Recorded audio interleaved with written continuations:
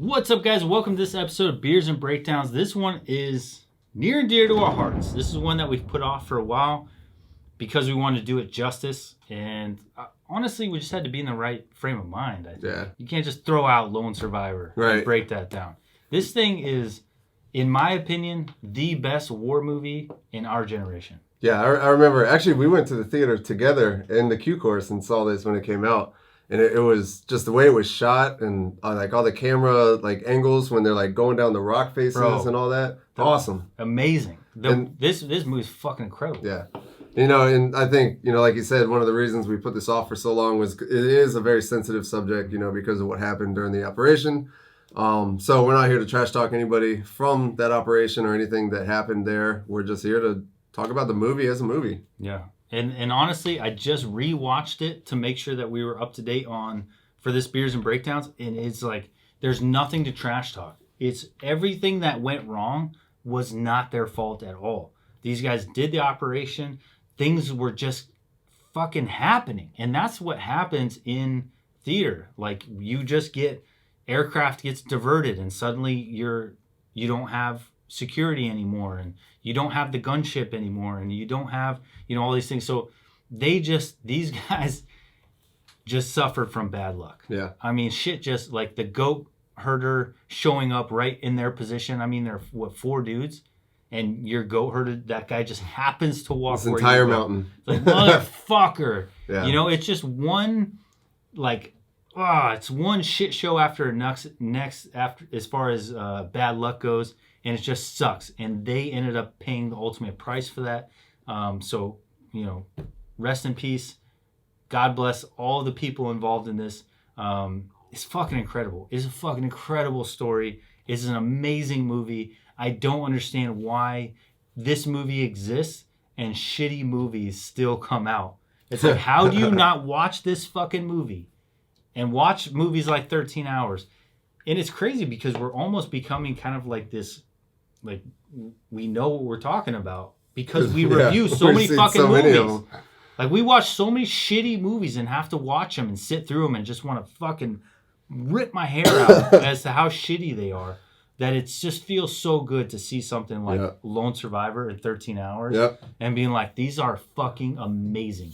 So Lone Survivor, in my opinion, is one of the best war movies of all time. It's unbelievable that it's a real experience in a real world scenario. And it's crazy. So let's dive in and talk about the movie. Make him go eat with the E3s, work in the chow hall, till it grows back. Frankie, what do you think? Why the fuck wouldn't we shave him? That's valid. Pat, not that we care, but what do you think? Now let me see you make a tactical decision right now. Well, I could go both ways on this. He did lose, but he was close. And you're Mike Murphy. You are Mike Murphy. You're Mike Murphy. You're Mike Murphy. I would have expected a bigger separation. That is a good point. Wait, can't I call her? Pat, here. Yeah. Grab my razor. You want Razor copy that? Boom. Love it. Love it. Fucking love it. Finally a movie gets military banter right. Yeah. Gosh damn it. So Marcus Luttrell sitting at the table. If you didn't know, the beanie and the glasses is Marcus Luttrell, the lone survivor. This is the kind... it's just fucking hard to like... Because this is the banter that everyone tries to get. Terminal List. All these movies try to get this military banter. But it's so cringy when they do it. Hey, Mom. Hey, man. Your mom's got big tits and I banged her last night. Oh, real funny, douchebag. Grab me a beer. Yeah, right. It's always so fucking cheesy. But this has depth. And the reason they nailed it, you picked it up, I'm sure. The senior, junior. Yeah. Oh, like, with the new guy, what do you think? Not that I care, right? Yeah, you know, exactly. It's like the banter's there, the pecking order is there. It's like they're determining who gets to, like, the seniors get to talk shit. Yep. And then the junior doesn't say anything until they say, what do you think? Yeah. And that's his chance to speak. But he's not going to speak until he's given the chance to speak. Because he knows that he needs to shut the fuck up. Yeah, it's funny how you have that hierarchy on the Yeah. teams where it's like the seniors all have like gone through shit together, so they all know each other.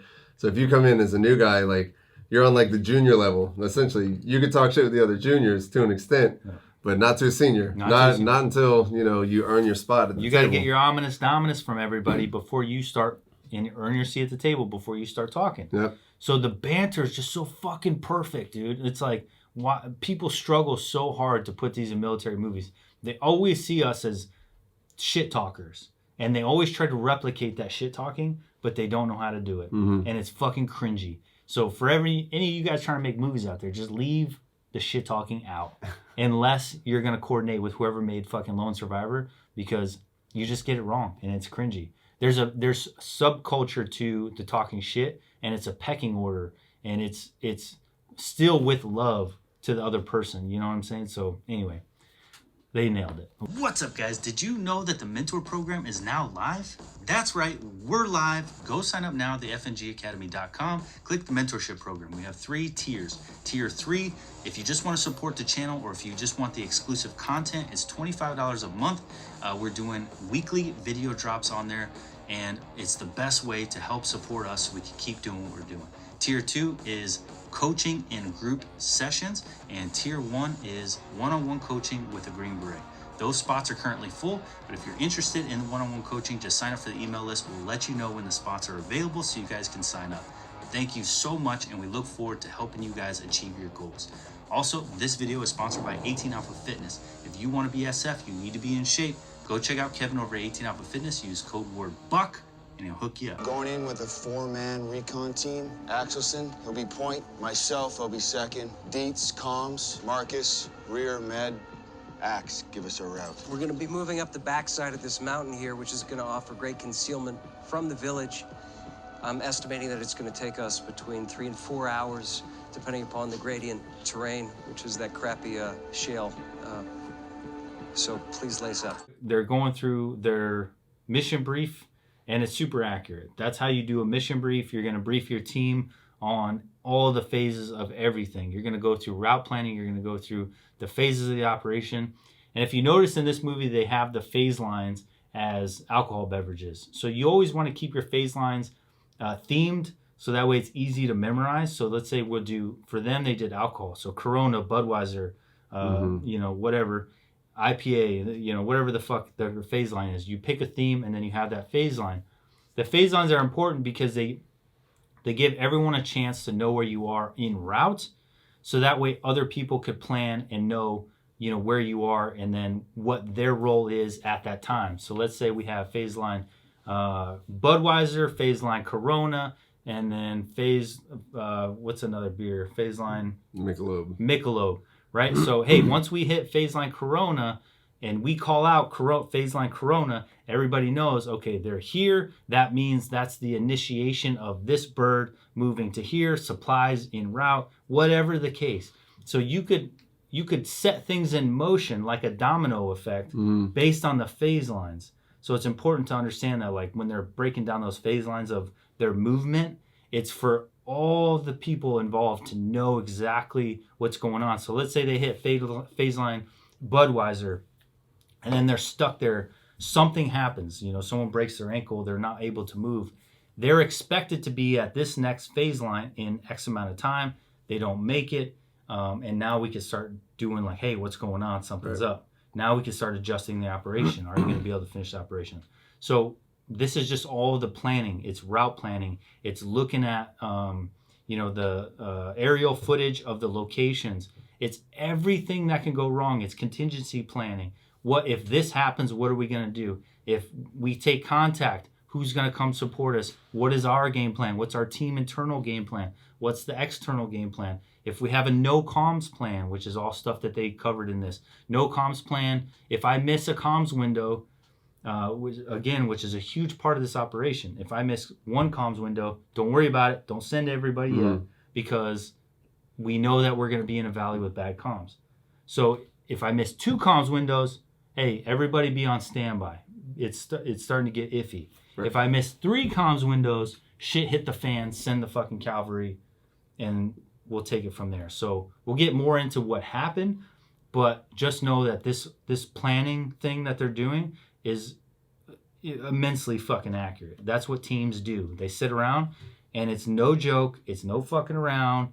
You know, hey guys, when you have the pointer and you're telling people your phase of the planning, you take that shit fucking serious, because your whole team's survivability depends on your planning. Yep. And so like Kurt's Charlie. So, if he has a demo plan, or what part of the phase did you guys typically get for the planning? So in the op order, it was mainly like sustainment. Sustainment? Yeah, paragraph 4. So like how we're going to sustain ourselves, and what we're going to do for food, water, all the logistical planning of the operation, things like that. So I kind of remember everyone on our team being, like the Bravos typically got route. Mm-hmm. Yep. Because then the route you want to pick, multiple routes going in case one gets blown, you could pick a different one. But anyway, so each MOS, each person, depending on their experience, is going to have different phases that they have to plan. And then you are responsible for briefing that plan to the rest of the team. So then it's going to be a collective thing. So it's not going to be one person that briefs. Then your Fox is going to get up. Your Fox is your intel guy. He's going to tell you, hey guys, we have, suspected IED caches or weapons caches or IEDs along this route here that they picked up, a lot of times getting their intel from regular Army. Mm-hmm. So then we'll pull regular Army intel about IED locations and explosions that they've had, because think about this, regular Army is running those routes over and over and over for supply. Yeah. So they're going from base to base for supply operations. Well, how many IEDs did they hit along the route that we're choosing to take? We can pull their information and use it for our operation. So each person on the team has a different phase that they're going to brief. So I didn't mean to get that far in depth too, but it just shows that this may be like a short clip for civilians, but in reality, this is weeks of work that they put into it. That Fox didn't fucking sleep. As a Green Beret, we have Foxes. I don't know who the intel guys are for SEALs, but that motherfucker doesn't sleep. Right. Leading up to an operation, if you're sleeping, you're fucking us. You need to be digging into every piece of intel you could find, everything that's on secure networks that we have access to, that foreign militaries have access to, everything you could find, you need to be finding. So, gosh damn, that was a long story. Petty Officer Shane.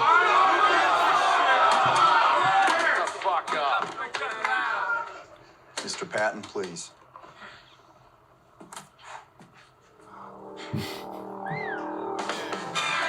There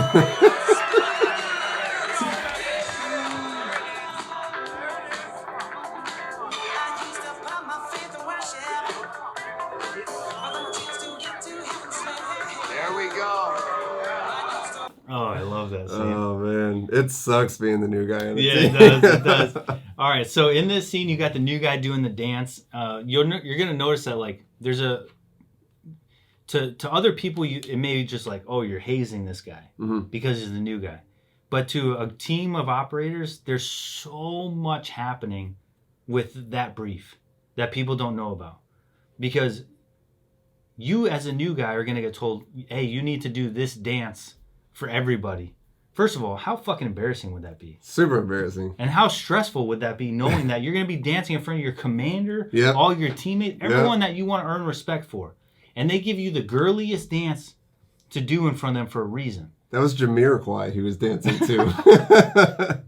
The Navy SEAL in country dancing to Jamiroquai. So why would they choose that? Why would that be a rite of passage? Because here's what they're looking for. They're looking for someone that understands the team dynamic. That if you choose to embrace this feminine dance and just go for it, that you understand that your pecking order and your like initiation and approval rights to them is by allowing yourself to be embarrassed and committing to it. Yep. You have to understand that there's a new guy out there that instead of choosing to do the dance, chose to be like, this is stupid, and do this, and not commit. And then he's like, there, I did it. There, I did it. Are you guys happy? That is what they're looking for. They're looking for the guy that's going to either run with it because he understands why they're testing him, or be overwhelmed with the fact that his ego is being bruised and that he doesn't like the fact that he's being demoralized and I don't like this and this isn't right. And you know what I'm saying? So it's a chance to see his mindset, to see if he understands and has situational awareness enough to understand his environment. Dude, as a new guy, one of the worst things that you can do is kind of try to combat the new system, guy. Yeah, don't buck the system. Like we had a new guy that came in like that, and in his mind, he was already a team guy, right? Yeah. So as a new guy, you need to understand, like, especially as a Green Beret, right? You graduate the Q course, you get your beret, and you get your Special Forces tab, right? all that does is just, it earns you a seat at the table, right? It doesn't give you a voice yet. So you haven't earned the respect of everybody. So there are going to be these little, like, on the surface, it's like this little BS dance or whatever it is, you know.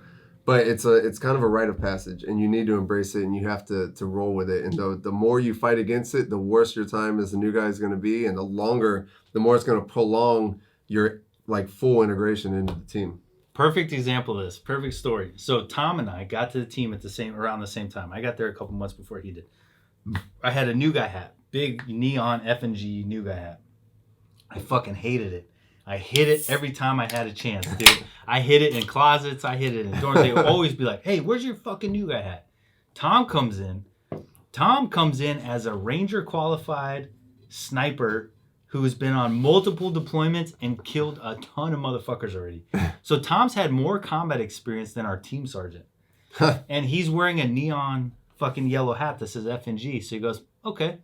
So he takes his neon hat and all the front, he puts his badges on.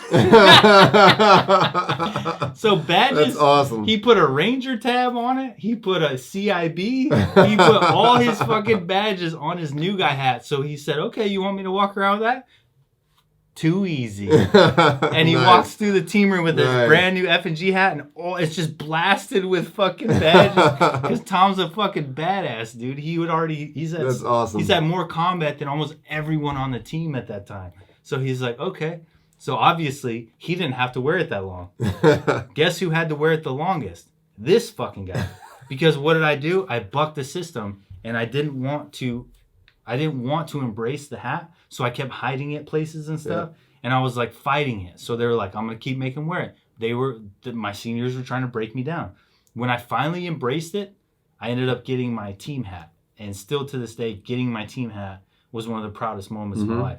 And some of you guys asked, I don't know where my hat's at now. I think it's in my closet. But you asked, this would be a good chance to give a shout out to Special Forces Selection. Yes. So there's a new YouTuber out, Special Forces Selection. He's a Green Beret. He's retiring, and he wears his hat, his team hat, and it's all frayed up. And somebody said, asked him, like, what's up with that hat? It's like, dude, that hat means more than you could possibly fucking imagine. Yep. That man earned that fucking hat. And so don't fucking disrespect. I'm going to get a little emotional. Don't disrespect that fucking hat. He earned that hat. He earned the right to wear that hat. So, I'm going to let this go because this movie's got me emotional. But the Special Force Selection, he's a Green Beret. He's retiring. We just want to put it out there for for you guys to know that we support him. We will do anything we can to help him. And he is trying to help you guys. But he wears his team hat still. We've moved on from our team hats just because, I don't want to wear mine anymore. Mine's still hanging up in my room. Like it's not going anywhere. Mine's got a special place in my closet and I love it. But I just don't wear it in public anymore just because I want to move on from that image all the time. For me, earning my team hat was more memorable and worth more than earning my beret. 100%. It definitely was. Yeah. Because you got those guys doing what these guys are doing and giving the homage stomp. This is going to be a 2-hour fucking long episode. Spartan 01, this is Beastmaster. Say again your last, you're weak and unreadable.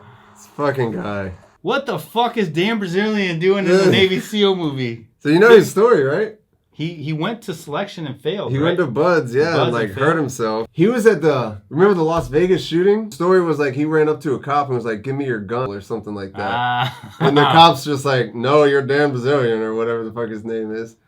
Dude, why would that's the one thing I wonder if it was just like a big joke. Like, it's Dan Brazilian, it's fucking hilarious. Or if he just didn't know. I don't know. No, if this was my movie, I wouldn't let that guy in the movie. He knew. Maybe he financed part of it. Finally, Dan Brazilian is a SEAL.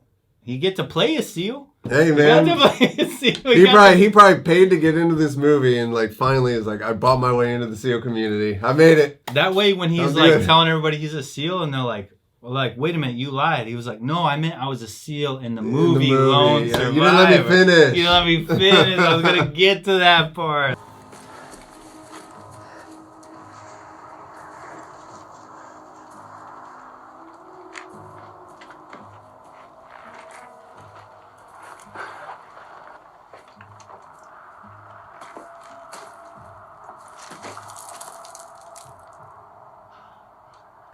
Sir? Intermittent comms with Spartan 01, but they have arrived at the OP.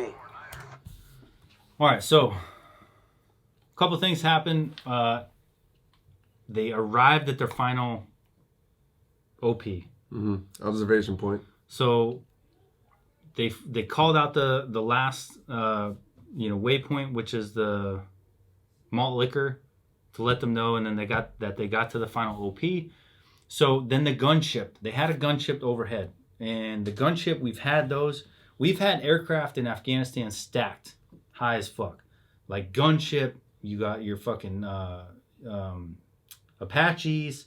Like we'll have multiple C-130s, like the C-130 is the gunship, right? So you have the C-130 AC-130 gunship. You got the Apache, and I'm pretty sure there was a third that we had in a row in a stack.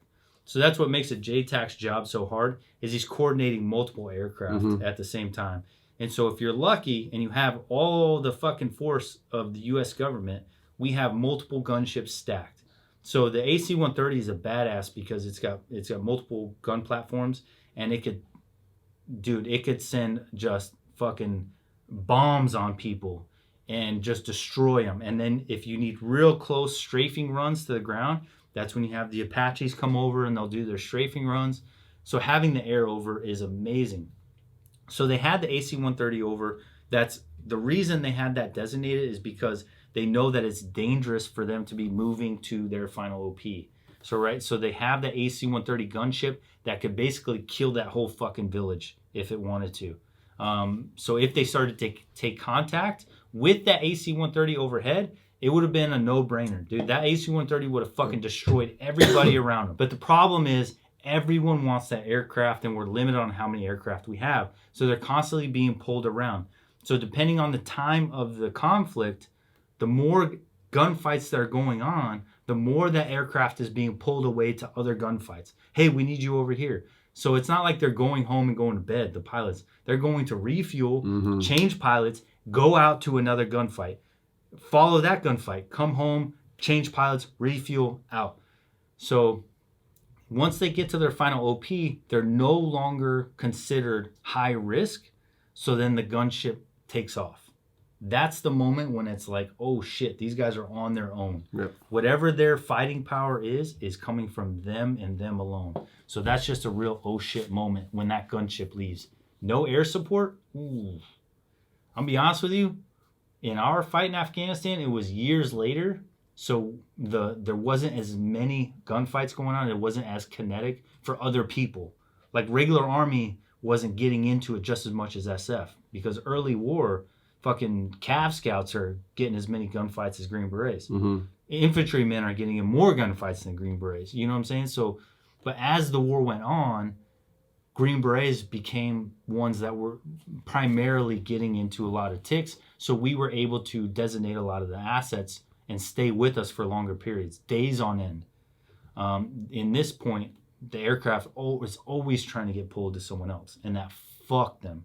And by ticks, you mean troops in contact. Troops in contact, sorry. So every time I say tick, it just means troops in contact. It means there's a gunfight somewhere in theater, which in theater is just all of that area of operation.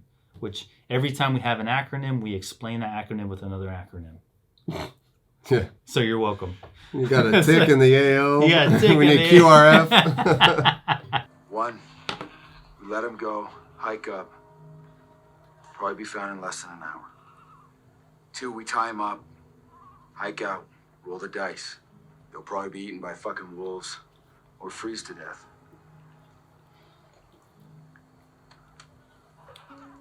3, we terminate the compromise. What would you pick? Obviously, okay, let's break this. Yeah, that's a sticky one. So right now, this is the pinnacle of the movie. The whole movie comes down to the fact that these fucking goat herders that happen to be ISIS. Is it ISIS or Taliban they're fighting? I think they're fighting Taliban. Yeah. So they're fighting Taliban. So these goat herders, they're also Taliban. They have the radio on them. Stumble upon their fucking small, tiny little sliver of real estate on this giant fucking mountain. They're in like a 20, 30-foot radius area. Bro. And then they happen to walk up on Right. it. It's the shittiest luck on the planet. So they say they have 3 options. Kill the goat herders, kill the compromise. The issue with that is that's illegal. That's It's an unarmed combatant, basically. That's a war crime. It's a war crime. So if you choose to do that, you're trusting. First of all, you're having to live with the fact that you're murdering the kid, the youngest kid. It's not even a trust issue between the other guys. They trust each other, but they said it. They're like, what happens to the bodies? What happens when somebody finds the bodies and then the Taliban pretend to be civilians and they're no longer Taliban? They just pick up the bodies and bring them to the U.S. and say, look, what's inside this person? And you got 5.56 stuck in the dude's head. Yep. Now all of a sudden it's like, well, who was there? Oh, these guys were there. It's not hard. You think that you're in like this cowboy thing where you could just get away with murder. You're not going to get away with murder. You may, but you're risking your fucking life in jail. Yeah, lots of guys have already got busted for this. Yeah, so it's not like, there's people like, what's his name that was in jail and got pardoned by Trump? I was thinking Joe Exotic, but he didn't get out. Joe Exotic. Oh, Kodak Black? Kodak Black and Joe Exotic is who you came up with? Kodak, well, he got pardoned. Oh, you're talking about the SEAL. Yeah, Gallagher. Eddie Gallagher. Yeah, Eddie Gallagher. The thing is, like, you potential, if you shoot these guys, you can get caught. And that's huge, man. You have to live with that and you can go to jail for the rest of your life. So we signed up for this to be the good guys. I know that's up to interpretation. I'm not sitting here thinking that the world is that simple, that there's good guys and bad guys and we're the good guys and they're the bad guys, right? I know that the world is not that simple. I know it's not that black and white. But we like to think that we're the good guys. And by murdering fucking children, we're clearly not the good Crossing guys. the line. You're crossing the line to the point where it's like your whole idea of good guy, bad guy goes out the fucking window. You're bad guy at that point. You're bad guy trying to beat badder guy. I guess you could describe it that way. So shoot the kid in the face? No. So this is the part where the lieutenant is like, okay, if we let him go, we just have to get to that hilltop by the time he gets down. Mm-hmm. And then we can make comms from that hilltop. So in Lieutenant Murphy's mind, that's only 20 minutes, 30 minutes to the top of that hilltop. We're going to make comms. We'll have gunships in. We'll have everything we need. We'll have a ride. We'll have firepower. We don't got to kill any kids. We don't have to kill any kids. It's the easiest, fucking quickest way. We'll just go, hit the I'm out button, and call it. Yep. So what he says is it's a smart decision. He didn't make a stupid decision. The problem is that it was a false summit. Yeah. And that 30 minutes to get over to that hilltop was not 30 minutes because it was a false summit. So if that was accurate, if his intel was accurate, it was the right decision. He made the right call. Because what would have happened is if he was right, is he would have let that kid go. And by the time he got down to the bottom to inform the Taliban, they would have already made comms. QRF would have spun up and they would have had fucking Apaches full ass hauling ass to their location. And as the Taliban started working towards them, they would have been murdered by fucking Apaches. So he made the right decision. Unfortunately, it was a false summit. Yeah. And that's where shit hits the fan. Old man starts saying something in Pashto, and I looked it up, and he says, "You will all die tonight." He said that? Are you serious? Yeah.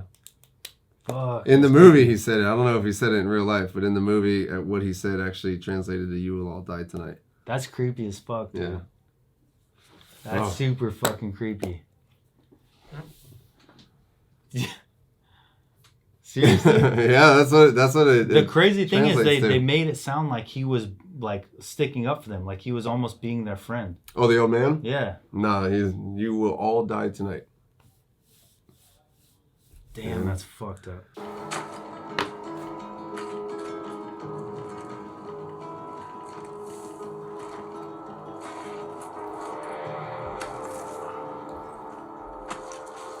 Any station that's not, please. All right, so then in this part, they show that the kid is like fucking parkour. Oh, yeah. Hardcore master. Parkour all the way. Yeah, just running down that hill, jumping everything, and blazing, while the operators are completely kitted out, going uphill, straight uphill, climb. So they are at a fraction of the speed going uphill that he is going downhill. So he burns them going down. Oh, yeah. So it is astronomically faster than they anticipated him getting down there, whether there's a false summit or not. Right, yeah. That kid just started just blazing down. That kid just fucking blazed because he's got such hatred for the U.S. that he was like, I'm getting them murdered. I'm gonna make sure they die. If you've never been in the mountains, right, that is not like just walking with that kit on and with all that stuff on. You're going uphill. Like that is slow going. That is a tough climb. That's a brutal ass and you climb. see the angle that they're on right there. So I mean that's terrible. They're not gonna get up there quickly at all. No. It's one of those things in the mountains, you'll see something and you'll be like, oh, that's not very far. Like we can make that in 20 minutes. And an hour later, you're still working your way there. And it's like, I haven't gone anywhere. Yeah. Because it's just so brutal, especially with all that weight on your back. Tom and I did a mission with the infantry. They're like, hey, do you guys want to go? The infantry are going to do a helo incraft or a helo drop at the top of this mountain and then do a security presence on this little village that was at the top. And this village, the reason we were going is because they had perfect eyes on our fob. And then we were getting fucking lit up by mortars from this village. So we knew the enemy was using their village to shoot mortars at us because we're just surrounded by mountains. Yeah. So we did this infill with the infantry guys. We're like, fuck yeah, we'll go. Maybe, we'll get some contact. That'd be sick. We go up with the infantry. We get dropped off. And within 5 minutes, what? This fucking infantry guy rolls his ankle and is just screaming. And Tom and I are looking at each other like, because like everything that we fucking learn about security and operations and Tom was infantry, so I'm not talking shit about infantry. It's just this unit. It was like all of it went out the window because he got hurt. He's screaming. He's giving away our location like a motherfucker. He's out. He refused to walk anymore. So now we have to take part of their platoon and they have to pull security on him until the aircraft comes back to pick us all up. So they have to pull security on him while we just go out and go on the operation. So now you're down half your guns? Yeah. And Tom and I ended up going on the side of the cliff. I got a picture of it. I took a nap. And so we're just sitting there, 2 Green Berets with a bunch of infantry guys, and they're just all over this village. So we don't have anything to do. Nothing's popping off. So we're just looking at the view. And we're like, we know the enemy's right there. And he's like, yep. And he's like, you going to take a nap? And I was like, yeah, you got security and we'll switch. And he's like, fuck yeah, dude. And so, and then I woke up 10 minutes. I was like, oh, it's a good power nap. Your turn. Go ahead, bro. And me and him just took turns taking power naps on the side of this fucking valley, just staring off into all the Taliban territory. And it was jeez, that's wild. It was badass. You're about to get contact.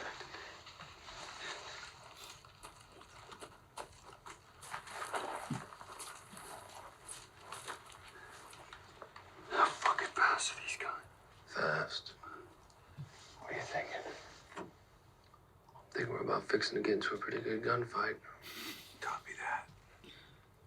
Looks like I voted wrong. I'm about ready to punch that time card. Oh my god, dude. Time to clock in, boys. Bro. That was pretty sick. Bro. I watch these movies and I'm always cringed out. You say one-liners and I'm out. You hit me with a one-liner, I'm fucking out, son. Except Lone Survivor. That was good. Dude. That was good. And Mark Wahlberg fucking nails it, bro. He's just calm, cool, and collected. He's like, hey man, I'm about to punch that time card. Yeah. I'm like, what the fuck, bro? You know you're about to get so deep in that shit that you might not survive. But this motherfucker, he reminds me of you because he's that positive one. Yeah. He's the one that's always like, we got this, my dude. Yeah, we got this. good. Because you can't always have the other actors, I feel like is more like me where he's like, shit's hitting the fan, bro. This is hitting the fan. That's going wrong. We need guys over here. Over analytics can be a detriment in real bad situations because it's listen, we know we're fucked. All right. Yeah. So let's try to have some positivity. Yeah, exactly. Come together. Do what we're trained to do. Do what we're trained to do and do the best we can. But and that's Mark Wahlberg's character who's representing Marcus Luttrell. But when fucking Mark Wahlberg says time to what is he? Time to stamp that punch. Time to punch that card or whatever. Dude, he's just clocking into work. Yep. He's about to go punch that fucking time card and clock into work. I was like, nah, this is so fucking cool, bro. And then he snaps him in the face gosh damn, son. I want to hit a one-liner. I never hit a fucking one-liner. Fuck, it's so hard to hit a good one-liner. That shit was so cool.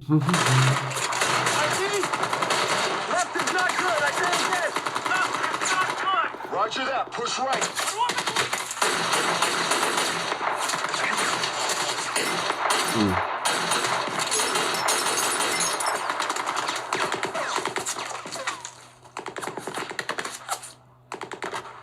All right, so there's multiple things about this to talk about. So one, being in a gunfight during the day sucks dick. I've been surrounded. I've had me and Travi was with me and Corey was with me, and we were surrounded and we were getting in a gunfight during the middle of the fucking day, and it sucks so bad. That was when my Terp got shot right next to me because you can't fucking see them. And it's the aircraft can't see them. If they had aircraft, they can't see them. So you think that, oh, daytime, it's best. I'll put my sight on it. And all these civilians think, I'm going to put my scope on them and I'm just going to see a head. And they're going to be like, and I'm going to shoot them right in the head. And it's going to be like, fuck you, dude. I promise you, the one thing that Afghans are good at is not poking their head out. They shoot like this from behind rocks. So you won't see a head pop up. You will see a gun fucking coming out behind a rock and you'll see muzzle flash. So during the day, it sucks to be in a gunfight because all you're seeing is muzzle flash, muzzle flash, muzzle flash, muzzle flash. Yeah. Try to shoot that. Try to fucking kill that guy. Muzzle flash, muzzle flash, muzzle flash, muzzle flash. It's fucking horrible, dude. It's so bad. And then another thing I really like about this movie is there was no heroics as far as headshot, headshot, right, headshot, headshot, headshot. Within minutes of the gunfight, the dude gets shot in the hand. Yep. It's like, listen, this is a two-way range. Exactly. And Too many movies get that where it's just like only the bullets are going one way. Like everything coming this way is like completely inaccurate and just all over the place. But this one, I think, did a good job of showing that like people get hit. People get fucking hit. Everybody wants to go to, like, we get messages. I got a message one day. It was like, this guy was like, what's the chances I'll get to go to war and get in a gunfight, right? And I see stuff like that, and I'm like, be careful what you wish for, man. Fuck like, be careful. Because they're shooting both fucking ways. Yeah. And even if that guy goes like this and just dumps an AK-47 at you, you think that you're not going to fucking get hit just because he's not aiming? He's dumping a whole round, a whole magazine at you. He's unloading a whole magazine going like this. And there's multiple people. That's hundreds of bullets flying your direction. It doesn't matter at that point that they're not aiming. You're going to get hit if you fucking are in it for any period of time. I was literally watching. These guys are shooting from mountaintops, and I'm watching bullets just smack the ground. Whap-up, whap-up, whap-up, whap-up. And then the guy next to me goes, ah! And I was like, oh, fuck. It was like slow-mo, dude. I'm just watching them snap, snap, snap, snap. They're not, I doubt that he's a sniper. This is full auto. These are rounds just falling, you know, because he's so far away that they're falling, literally. The trajectory is a fall at that. It's an arch down, you know what I'm saying? So it doesn't matter. They still hit him. You're going to get hit. And so I love that this movie, like right away, hit in the hand. Yeah. It's like, bitch, this is a two-way range. And if you think you're just the fucking, oh, I'm a SEAL, so I'm going to take out 10, and then maybe a round will get close. And then I'm going to take out 20 more, and then a round will get close. No, buddy. Oh, and that's another thing I want to talk about. In this same scene, you understand where Murphy is like, all right, left's no good, move right. And then they had a machine gun position. So that's all done on purpose. That's the Taliban knowing their area, knowing that they're going to block them into caves and a dead end. So they did it on purpose. Push them to the cliff. Push them to the cliff. They set up machine gun positions, so there's no fucking way they can go left. Left is escape. Left was their only chance of survival. And they set up a machine gun on that left. So now you can't go left. You can't go left. That was all on purpose. The Taliban knew what they were doing. They put the machine gun there on purpose. They honed in all their fire on that left side so they couldn't go left. So that way it forced them to either stay and try and fight, which the Taliban will eventually lose some guys, but they'll move up and kill them, which happened to our classmate, Black. Yep. So one of our classmates was in a gunfight in Africa and got killed. And the video made me want to vomit to see his teammate, you know, the Africans walk up and just blap, blap, blap right on the floor. They don't have to be superior fighters if they just overwhelm you with knowing the location, picking good terrain, and a shit ton of firepower.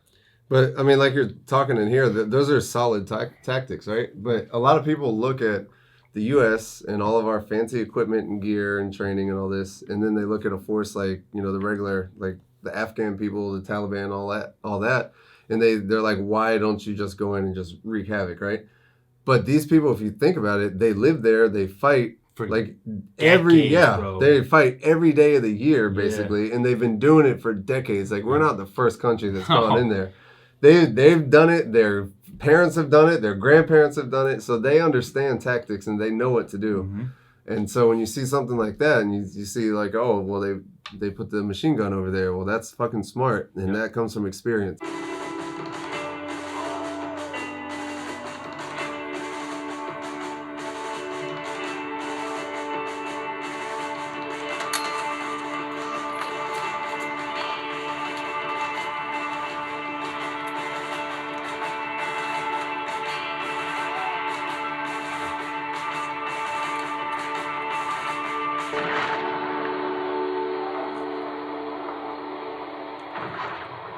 Oof. It's tough. That one's rough to watch. You know, we signed, every one of us, whether you went to war or you did JSETs, it doesn't matter. You signed up knowing that this could be your future. And if you're someone that wants to sign up for this and you sign up thinking that that'll never happen to you or you're not willing to do that, then you signed up for the wrong job. Yeah, for sure. Because we have a lot of brothers that have faced their fucking enemy and looked in their eyes, you know, so. Mm-hmm.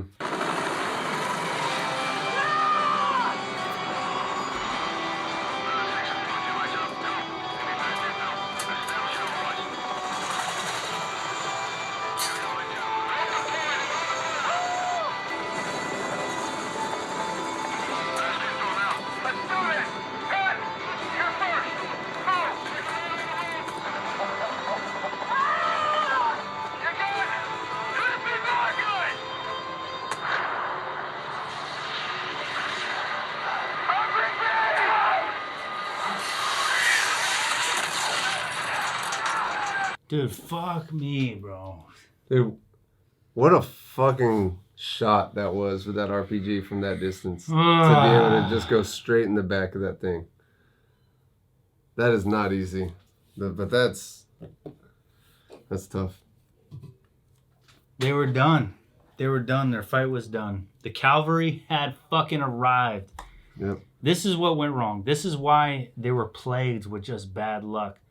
Is what happened was they were supposed to have Apache cover gunships. So the Apache would have came in and just fucking lit up any enemy combatants.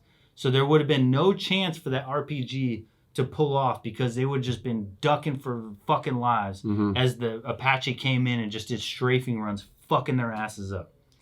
So then that would have meant that they had the safety to get in and fucking exfil off the bird. The whole team of Navy SEALs would have been there. The cavalry would have been there, and they would have all been fucking dead. But they had shitty luck, and their Apaches got pulled off to another tick. In the moment, they didn't... you know what? I didn't even want to speculate why they got pulled off. It just fucking sucks. Mm-hmm. So their Apaches got pulled off. So then the only reason that bird attempted to land there in a hot environment like that is because it was 160th. I'm pretty sure 160th, right? The pilot. Yeah. And those guys have bigger balls than fucking basketball players. Yep. Like, those motherfuckers got nuts. 160th are bad asses. 160th are the guys that when everyone else says, nope, we're not landing there, 160th are the only ones that will say, we will. They're the ones that will raise their hands. So when everybody else says, fuck no, we're not risking our lives, 160th pilots will raise their hand.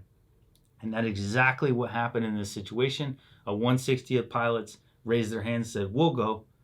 Nobody else would have fucking gone. Nobody else would have gone without support of Apaches and risked their lives like that. Besides fucking 160th pilots. They're fucking amazing.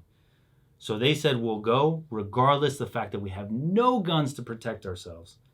And then on top of that shitty luck of losing the Apaches, this one fucking guy just nails it with an RPG. Perfect shot, honestly. It's a perfect shot. And it just fucking kills all those heroes.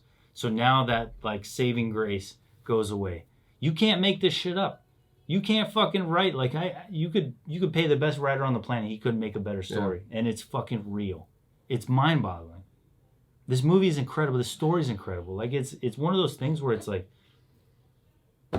these are fucking real heroes, man. Yeah. We're gonna be telling we should be talking about this for decades. All right, guys. So that wraps up this episode of Beers and Breakdowns with the best of the best. Yeah. There it is. This phenomenal movie. As shitty as, as bad as of luck they had, and, as a terrible operation and terrible that it happened, it made for, one hell of a good movie. Yeah, and they're fucking heroes. And that is something that they get to be remembered with an amazing movie. Yeah. Because there's a lot of heroes out there that did some amazing things, and not all of them get the opportunity to have one of the best war movies of all time made about them. Mm-hmm. Black Hawk Down is one. 13 Hours is a good one. This one is one. So it's like there's very few that get to memorialize the heroes with an amazing movie that they would be proud to watch. And this is one of those movies. Like, if those guys had the chance to come back and watch this movie made about their lives, they could fucking be proud. Oh, for sure. Yep. So, fucking incredible. That was probably the pinnacle for me.